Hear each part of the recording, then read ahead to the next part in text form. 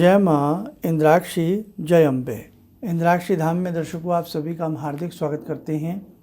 आज के दिन जिन जातकों का जन्म दिवस है, मैरिज एनिवर्सरी है, उन सभी को हमारी तरफ से बहुत बहुत शुभकामनाएं। आज के इस अंक में हम आपको बताने वाले हैं अस्त ग्रहों का प्रभाव हमारे जीवन को कई बार नीरस बना देता है, कमज़ोर बना देता है। अस्त ग्रह कैसे होते हैं उसके लिए भी हम आपको जानकारी देंगे, और साथ में अस्त ग्रहों के लिए हमें क्या करना चाहिए, कैसे हम ग्रहों को बलवान बनाएं, ये भी हम आपको बताएंगे। तो आइए पहले आज का हम पंचांग देखें। 29 अप्रैल सन 2024 दिन सोमवार, संवत 2081, बैसाख मास कृष्ण पक्ष, तिथि पंचमी सुबह 7:43 तक है। उसके बाद षष्ठी तिथि प्रारंभ हो जाएगी। नक्षत्र पूर्वाषाढ़ा, राहु काल 7:30 से 9, दिशा सूल पूर्व दिशा। अस्त ग्रह सूर्य के साथ अमूमन जो भी ग्रह बैठता है, करीब करीब यदि उसकी डिग्री कमज़ोर हो तो वो अस्त हो जाता है। ये मोटी सी बात तो आप सभी जानते होंगे। इसके अलावा और भी बहुत सारे ऐसे कारण होते हैं कि ग्रह का कमज़ोर हो जाना या अस्त हो जाना।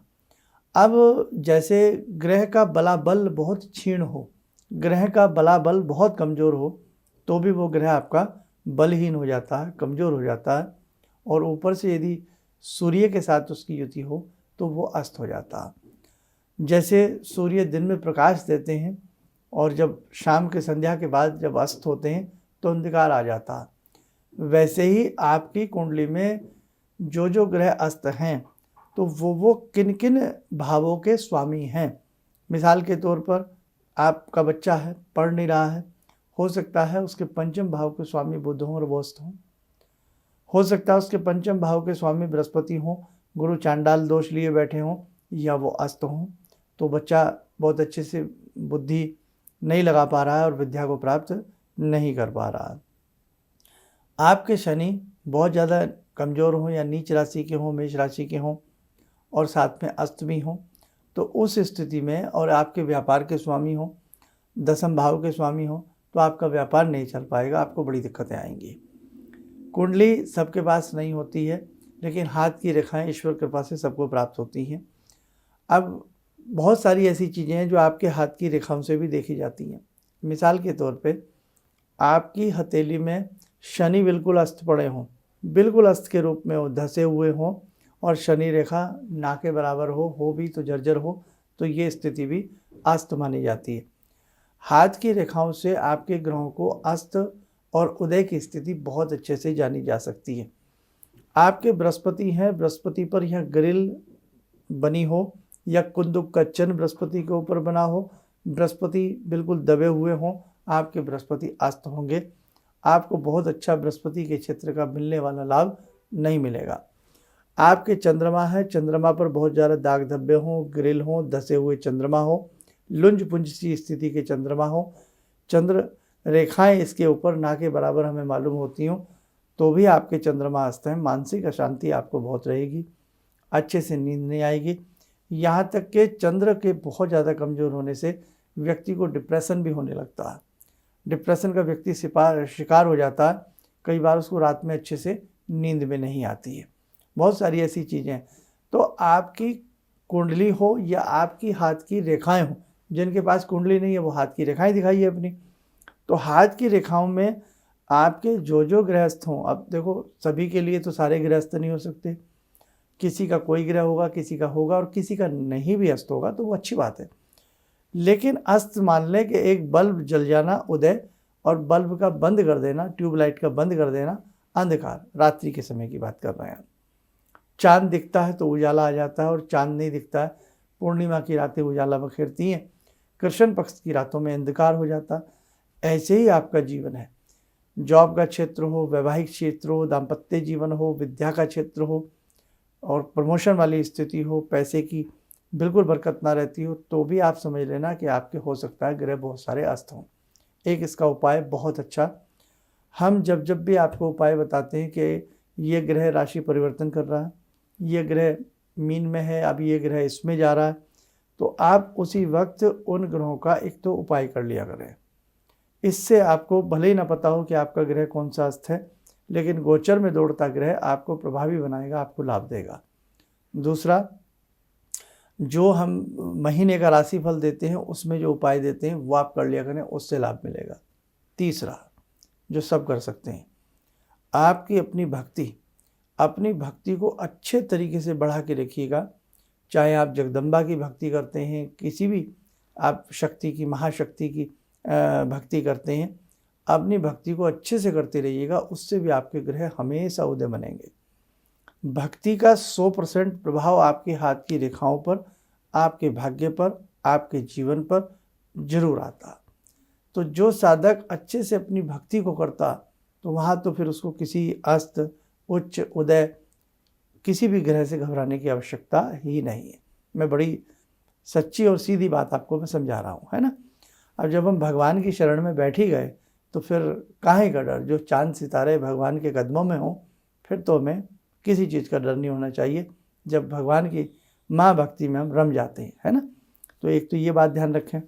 और दूसरी बात बेटा, अब जैसे मंगल आपका अस्त की तरह है, तांबे का प्रयोग करें, तांबे का रिंग फिंगर में छल्ला पहने। चंद्र कमज़ोर है, चांदी का प्रयोग करें। बृहस्पति कमज़ोर है, पीले रंग का बाहुल्य बढ़ाएं। बुध कमज़ोर है, हरे रंग का दान बाहुल्य बढ़ाएं। तो ये सब देख कर के डिपेंड किया जाता है कि आपका कौन सा गृहस्थ है, उसके लिए क्या किया जाए। तो यदि आप अपने जीवन में कई क्षेत्रों को लेकर के परेशान हों, तो आप किसी मर्मज्ञ को अपनी कुंडली दिखा लें। कुंडली ना हो तो हाथ की रेखाएं दिखा लें, और जो ग्रह वास्तव में अस्त हो उनका उपाय करने का प्रयास करें। और बाकी मैंने 3 धाराएं आपको बताई हैं कि महीने वाले, राशि वाले उपाय हमारे कर लिया करें। जब ग्रह कोई बदलता है उसके उपाय बताते हैं, वो कर लिया करें। और या अपनी भक्ति को बढ़ा करके रखें, कहीं से गुरु दीक्षा ले लें, गुरु बनावें और भक्ति को अच्छे से करते रहिएगा।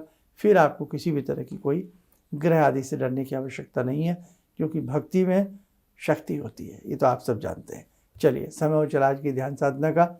आज की ध्यान साधना में जुड़ते हैं हम भगवान श्री राम से।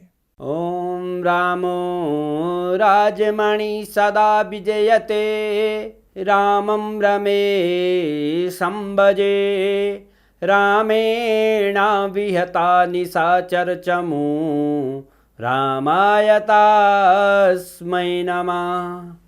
रामानास्ति परायणं परतरं, रामस्य दासोऽम्यहम्। रामे चित्तलया सदा भवतु मे, भो राम मामुद्धर। राम रामेति रामेति, रमे रामे मनोरमे, सहस्रनाम तत्तुल्यं, राम नाम वरानने। आदो राम तपोवनं दिगमनं, हत्वा मृगं काञ्चनं, वैदेहीहरणं जटायुमरणं, सुग्रीवसंवासनं, बाले निग्रहणं समुद्रतरणं, लङ्कापुरे दाहनं, पश्चात् रावणकुम्भकर्णहननं, एतद्धि रामायणम्।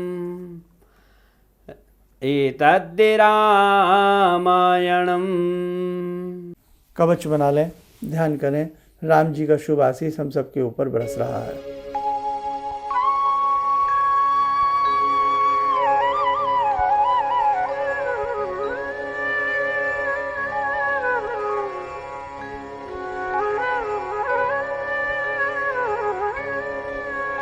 ओम बोलते हुए नेत्र खोलें, सामान्य हो जाएं।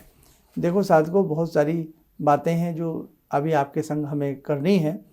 और जैसे आज का ये छोटा सा टॉपिक है, या और हम बीच बीच में बनाते हैं ज्योतिष को लेकर के, तो ज्योतिष सीखना जो चाहते हैं वो इन सब्जेक्टों को थोड़ा थोड़ा सा नोट कर लिया करें, ताकि एक डायरी आपकी बन जाए और फिर बहुत सारी बातें आप स्वयं ही सीख जाएंगे और आपको किसी को बताने में भी आनंद आएगा। ठीक है, चलिए, आप सब स्वस्थ रहें, सुखी रहें। इन्हीं शुभकामनाओं के साथ हम अपनी वाणी को विराम देते हैं। जय जय अम्बे। भगवान से जुड़ो, और भगवान से जुड़ने का जरिया आपने बताया, बहुत अच्छा लगा, बहुत धन्यवाद। और सनातन धर्म को जिंदा रखने के लिए आप जो प्रयास कर रहे हैं वो बहुत सराहनीय है। हम लोग को मौका मिला है, हम लोग भाग्यशाली हैं जो आपके करीब आने का हम लोग को मौका मिला है। किसी भी समस्या के समाधान के लिए मिले प्रसिद्ध हस्तरेखा एवं वास्तु विशेषज्ञ प्रोफेसर धर्मेंद्र शर्मा जी से। नोट: शिविर में भाग लेने हेतु एवं व्यक्तिगत रूप से मिलने के लिए कॉल करने का समय सुबह 10 बजे से शाम 6 बजे तक। हमारे विभिन्न ज्ञानवर्धक कार्यक्रम देखने के लिए आप हमें अभी सब्सक्राइब करें, बेल आइकन को प्रेस करें ताकि आप देख सकें हमारा कार्यक्रम सबसे पहले। और अधिक जानकारी के लिए फेसबुक पेज को लाइक करना न भूलें।